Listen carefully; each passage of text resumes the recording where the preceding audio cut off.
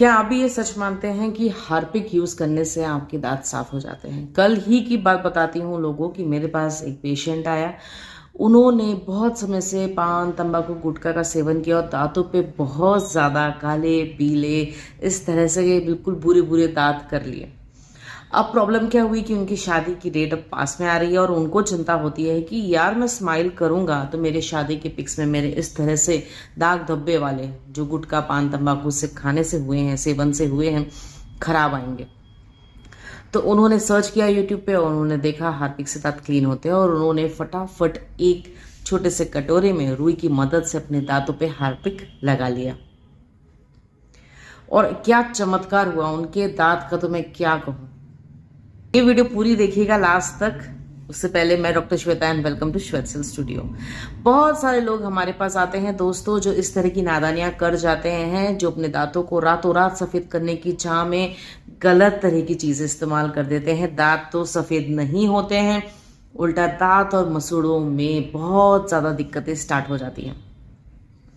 इसी पेशेंट को फिर जब मैंने पूछा तो उन्होंने मुझे ईमानदारी से बताया कि मैंने इस तरह से किया। मैंने उन्हें बोला आप ये बिल्कुल सही टाइम पर आए हैं। दांतों में जिस उसको हार्पिक को यूज करने के बाद जो झंझनाहट उन्हें होने लगी, उसके अलावा उनके मसूड़े से खून भी आया था।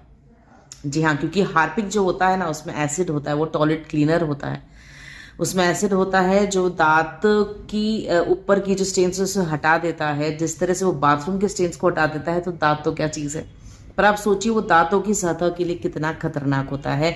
मसूड़ों पर लगने से उसमें से खून भी आने लगता है। मैंने उन्हें समझाया इस तरह से आप आगे नहीं कीजिएगा और दांतों की उनकी सफाई स्टार्ट की। डॉक्टर्स के पास अल्ट्रासोनिक स्केलर्स होते हैं जिसकी मदद से दांतों को आसानी से साफ कर दिया जाता है। मैंने उन्हें ये भी समझाया कि आज पहले सिटिंग हुई है, अब कुछ दिनों के बाद हम आपकी सेकेंड सिटिंग लेंगे।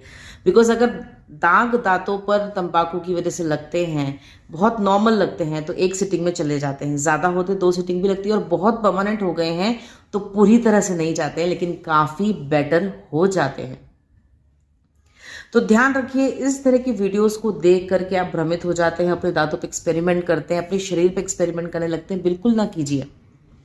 डेंटिस्ट के पास जाइए, उनसे आप बात कीजिए, वो आपको दांत सफाई के लिए बताएंगे। इसके अलावा अगर आपको आगे के ही कुछ दांतों को अच्छे से क्लीन करना है, उसके बाद आप कुछ इंप्रूवमेंट भी चाहते हैं शेप में, तो कैप्स लगवा लीजिए। वो भी बहुत अच्छा ट्रीटमेंट है, दांतों की सुंदरता बढ़ा देता है। अगर दांत थोड़े बाहर भी जा रहे हैं, गैप है, तो दांतों के रूट कैनाल्स करके और फिर कैप्स लगा दी जाती हैं। बहुत ही प्यारी लुक एकदम आपकी आ जाती है। तो कुछ भी अपने मन से न कीजिए। दांतों की अगर कोई प्रॉब्लम है तो प्रॉपर डेंटिस्ट के पास जाकर कीजिए।